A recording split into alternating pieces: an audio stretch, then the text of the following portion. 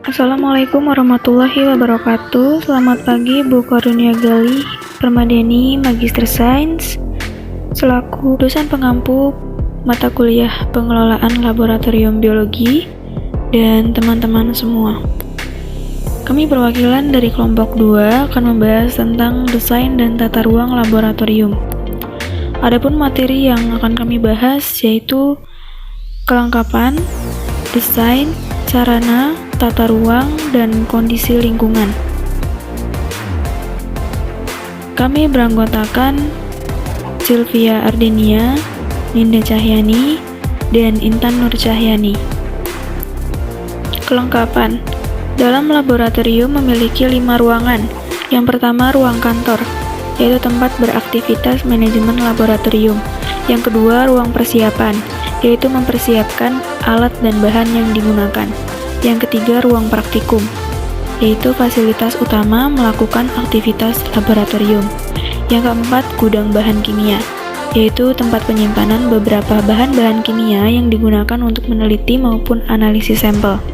Yang kelima, gudang peralatan, yaitu tempat penyimpanan alat-alat laboratorium, sebaiknya disimpan di almari atau ruangan yang ber-AC. Kemudian, ruang persiapan. Rekomendasi umum yang digunakan untuk ruang preparasi atau persiapan minimal 0,5 meter persegi per siswa.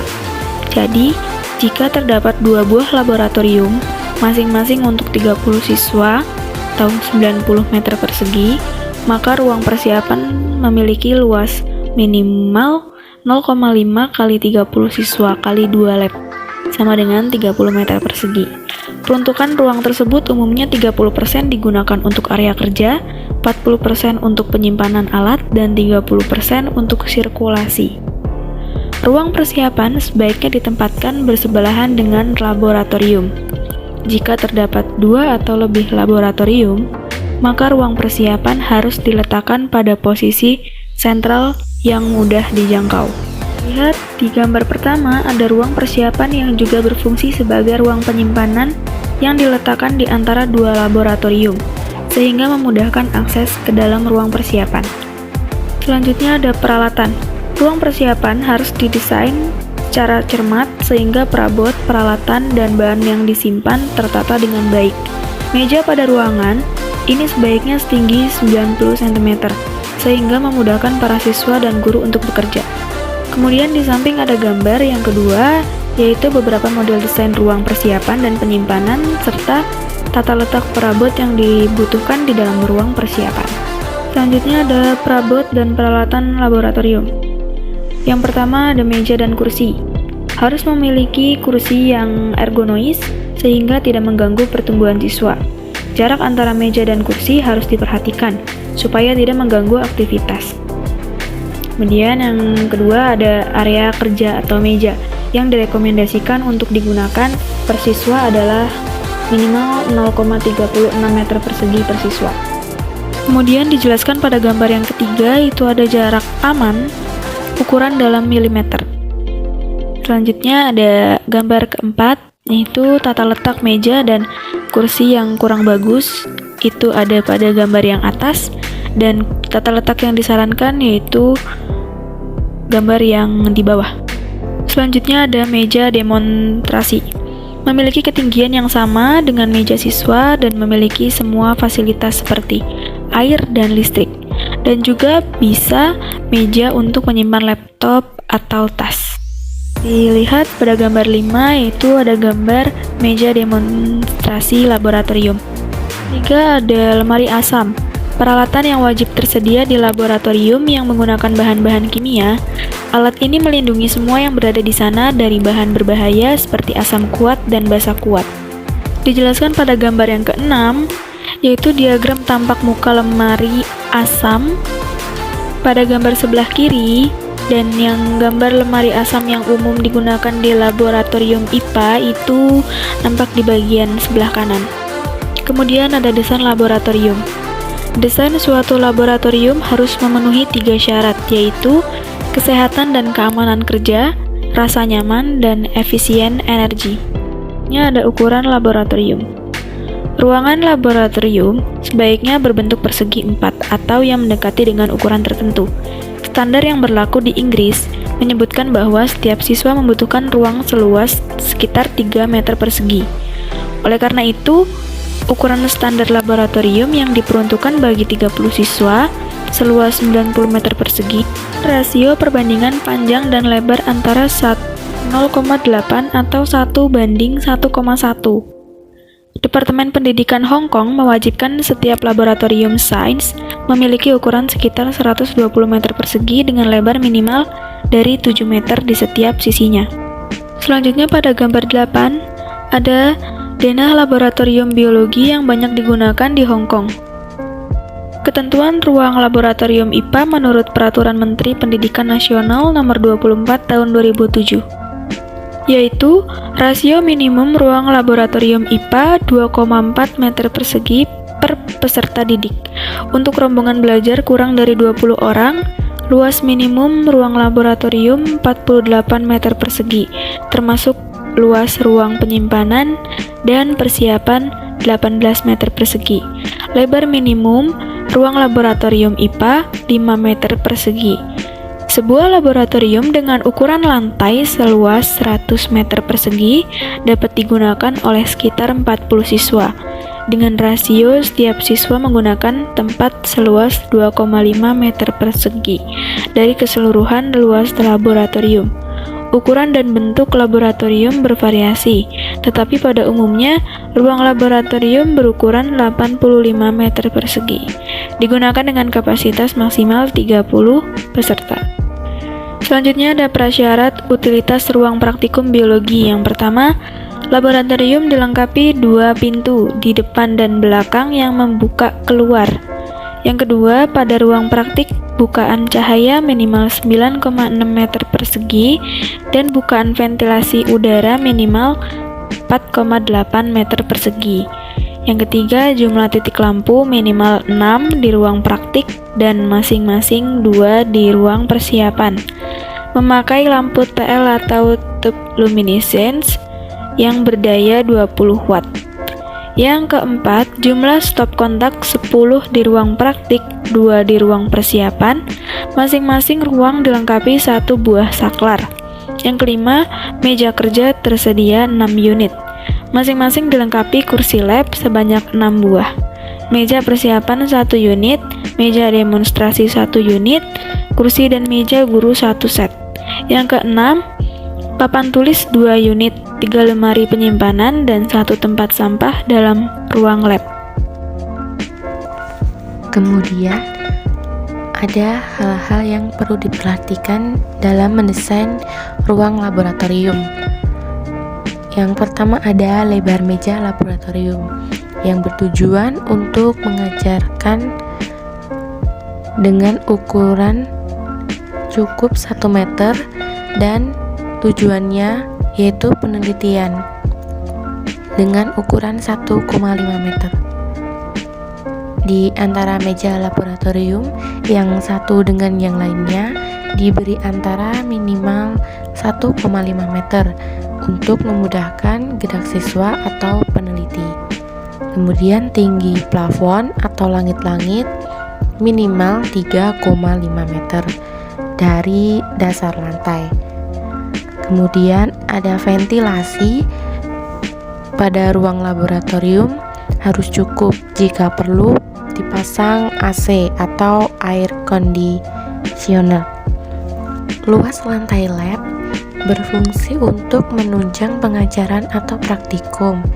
Diperlukan ukuran 3,5 sampai 4 meter persegi untuk setiap siswa. Selanjutnya ada bentuk dan lokasi laboratorium. Lokasi laboratorium pun sangat disarankan untuk berdekatan satu dengan yang lain, bertujuan agar memudahkan administrasi dan pengelolaannya. Pada pintu masuk laboratorium memiliki 2 pintu masuk yang berlokasi di ujung ruangan, dan itu menurut pendapat Education Department pada tahun 1995. Salah satu dari pintu masuk tersebut berfungsi sebagai pintu darurat yang dapat dibuka dari dalam, dan salah satu pintu yang lain sebaiknya 2 daun pintu.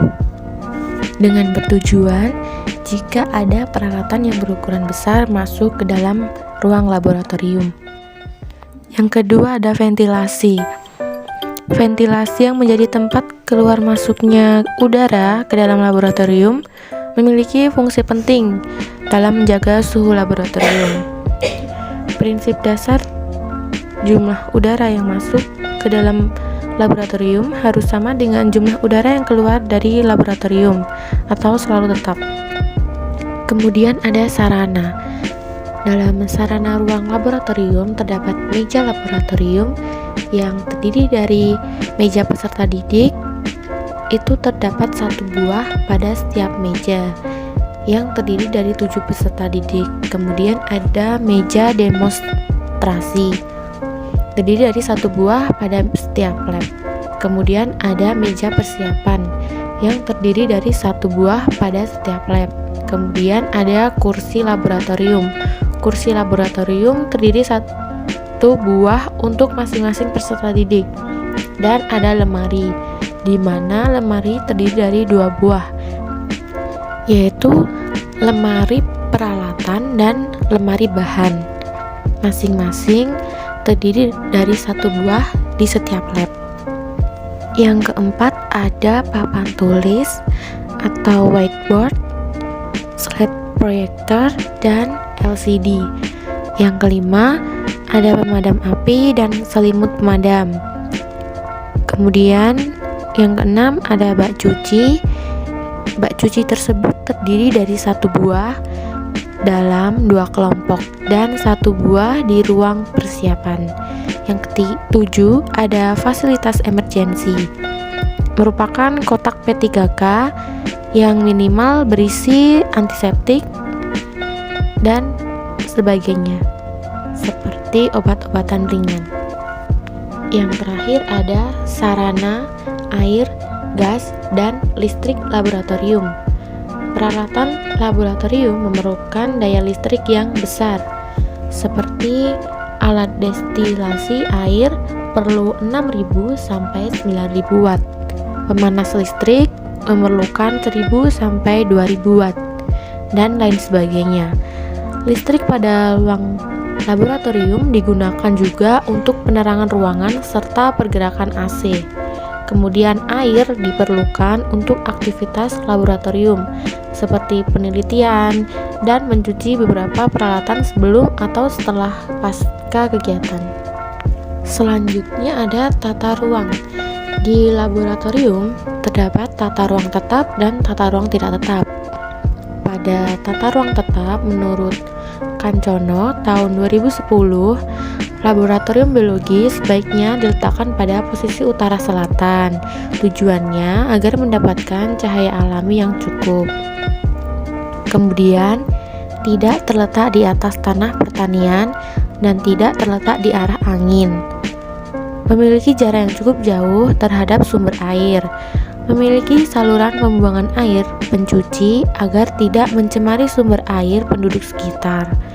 Memiliki jarak yang cukup jauh dari bangunan lainnya, kurang lebih 3 meter. Letak laboratorium pun mudah dikontrol dalam kompleks sekolah yang berfungsi menjaga keamanan dari pencurian, kebakaran, dan hal-hal yang lain. Kemudian, tata ruang tidak tetap, artinya perabot yang mudah dipindahkan dalam penempatannya, yang harus memperhatikan seperti keamanan, kemudahan, keleluasaan, keindahan, kefisikan, kekimiaan, dan kebiologian, di mana masing-masing mempunyai peranan penting. Seperti contoh pada keamanan, penempatan perabot harus menghindari penyebab kecelakaan, dan kemudahan penempatan perabot harus sedemikian rupa sehingga mudah didapat jika diperlukan. Dan pada poin kekimiaan, seperti penempatan perabot atau perkakas harus ditempatkan pada adanya pengaruh uap atau gas kimia, kelembapan, kontrol korosif, antar logam, dan gas atau zat. Yang terakhir ada kondisi lingkungan. Pada suatu laboratorium harus memperhatikan kondisi lingkungannya. Seperti di sini, laboratorium memiliki kondisi lingkungan laboratorium basah dan kondisi lingkungan laboratorium kering. Laboratorium basah seperti contohnya terdapat bak cuci, pipa gas, dan cerebong asap. Laboratorium ini membutuhkan area yang tahan bahan kimia dan 100% udara luar. Kemudian laboratorium kering maksudnya merupakan intensif komputer dengan kebutuhan berupa elektrikal dan kabel data. Laboratorium kering pada dasarnya memiliki konstruksi yang dengan serupa dengan kantor. Dan pada gambar 13 itu merupakan rak instrumen laboratorium. Dan gambar laboratorium basah terdapat pada gambar 11 dan contoh gambar laboratorium kering pada gambar 12. Selanjutnya beberapa alat tambahan yang wajib di laboratorium guna untuk pengamanan seperti lab coat. Lab coat berfungsi untuk melindungi badan dari percikan bahan kimia berbahaya. Itu terdapat dua jenis, seperti gas lab yang sekali pakai dan gas lab yang dapat digunakan berkali-kali. Pada gambar nomor 2 yaitu gas mask. Fungsi gas mask itu melindungi kita dari gas yang berbahaya, sehingga udara atau gas tersebut tidak terhirup. Yang nomor 3 adalah safety shoes. Digunakan untuk pelindung kaki. Merupakan sepatu keselamatan yang tahan api dan tekanan tertentu. Gambar nomor 4 merupakan safety goggle. Itu fungsinya sebagai kacamata khusus yang tahan terhadap potensi bahaya kimia dan panas. Kacamata tersebut terdapat dua jenis, yaitu clear safety glass dan clear safety goggle. Pada gambar nomor 5 merupakan safety glove. Gambar nomor 5 merupakan safety glove. Merupakan alat pelindung tangan dari bahan-bahan kimia yang dapat membuat tangan kita gatal atau melepuh. Gambar nomor 6 merupakan emergency exit, yaitu pintu khusus yang digunakan untuk keadaan darurat dan tidak boleh digunakan untuk keperluan umum. Pintu darurat pun biasanya didesain untuk tidak bisa dibuka dari luar laboratorium. Gambar nomor 7 atau poin 7 merupakan termometer ruangan. Pada ruangan laboratorium memerlukan suhu kurang lebih min 50 derajat Celcius sampai 50 derajat Celcius. Pada gambar nomor 8 yaitu air conditioner atau AC. AC yang sering digunakan pada lab laboratorium biasanya AC precision.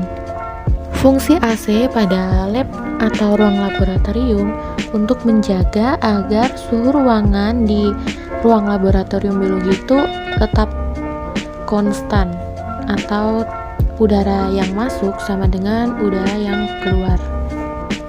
Berikut adalah referensi yang kelompok kami gunakan untuk menyusun materi, desain, dan tata ruang laboratorium. Terima kasih. Semoga materi yang kelompok kami sampaikan bermanfaat bagi teman-teman semua. Kurang dan lebihnya mohon maaf. Wassalamualaikum warahmatullahi wabarakatuh.